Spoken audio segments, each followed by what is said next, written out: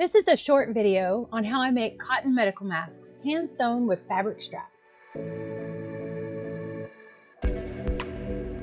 CDC approved fabric is 100% tightly woven cotton. I like my mask to have a little personality, so I've chosen 2 different prints. I've made several masks already, so I created a few templates to make this job a little easier. This strap template is 21 inches long and 2 inches wide. It's laid on the folded edge to give me 42-inch straps at the end.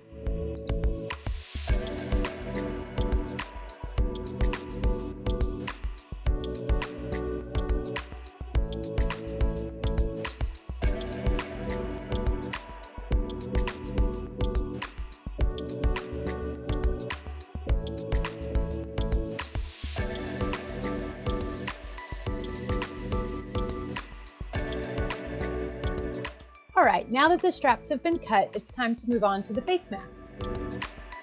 It's double layered with the template on top. The template is 8 inches long and 7.5 inches wide. Try not to be too judgy about the red pen. For this video, I need to be able to see my markings.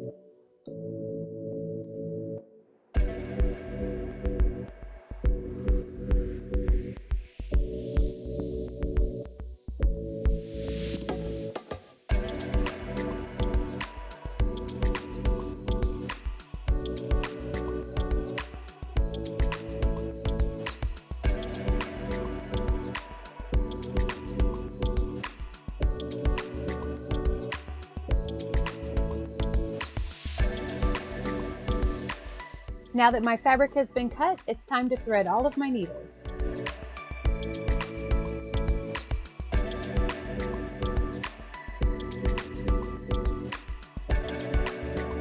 I also set up my sewing table with a wet sponge. I'll show you what that does here in a little bit.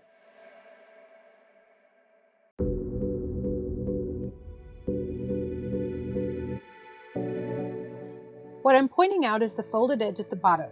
Then I begin stitching with a back stitch opposite this end with a 1/4 inch seam allowance.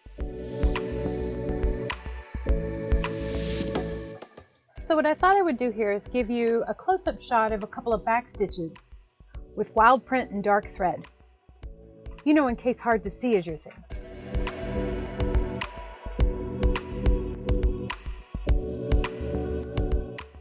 If you think of hand stitching as a meditative art form and less of a means to an end, then it actually is quite enjoyable. I do, however, realize that watching someone hand stitch could be a bit monotonous, so I've taken the liberty of speeding this part up.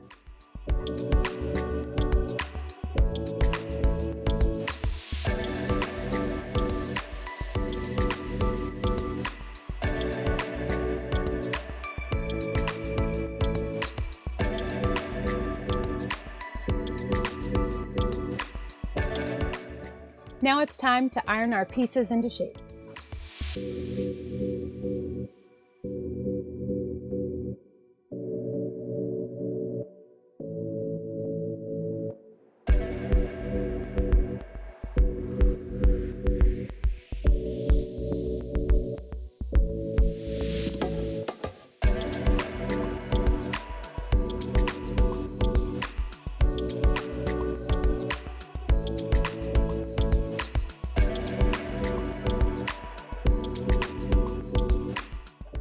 I clip and stitch all 4 ends so that they are less likely to become unraveled during wash and wear.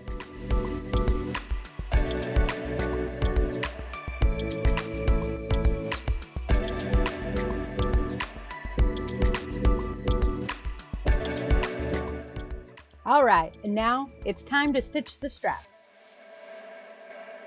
Hey, sorry to interrupt, Dia here. I know what you're thinking. It's like, excuse me, Dia, did you skip a step? And yes, I totally did. You're right. That's because my attention to detail hovers somewhere around like a solid 4, and I'm total garbage. So let's imagine that I explained how I pin the mask in the center, giving both straps equal length on both sides. And then the open mask ends, those are tucked neatly inside the strap folds. Now, back to the program.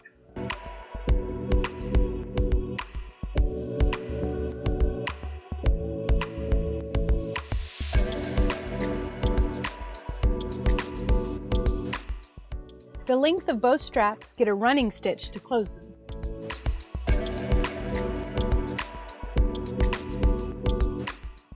I decided another time lapse belongs here, but I'm going to sweeten the deal this time with a cute little video of my sleeping fossil.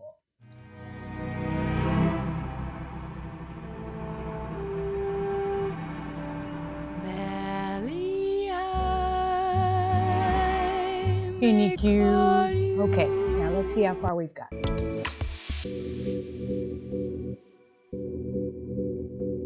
Where the straps and the face mask meet, I've decided to do single stitching. These are smaller and a little bit stronger than a running stitch.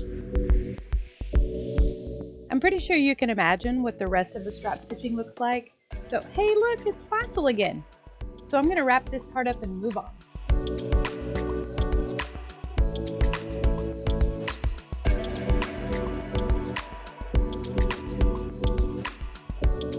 So it's time to create the pleats. I'm using the grid on the table to make 3 1-inch folds. You'll see me pin each side.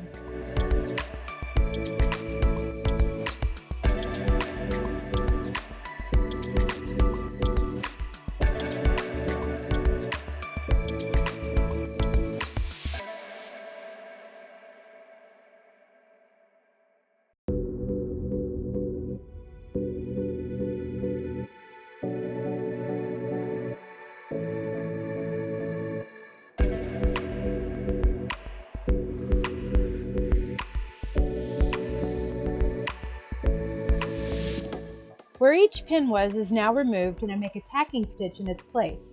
It takes about 5 stitches per pin, and that holds the pleats securely.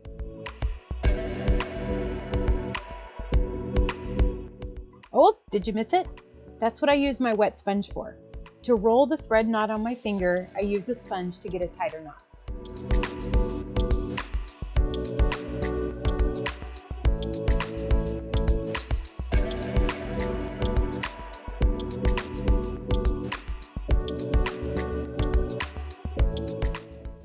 So we're going to move on from here, but if you can imagine, all 6 pleats are securely tacked in place.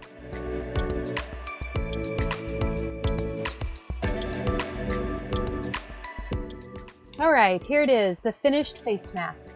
It comes from a place of love and protection. Corey was kind enough to try this one on so that I could show you how it's tied. But honestly, since he's been quarantined with me for a few weeks, like, what choice did he have? Thanks for watching.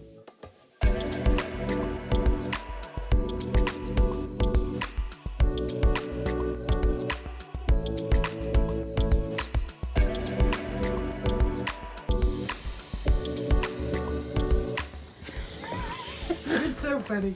Try again.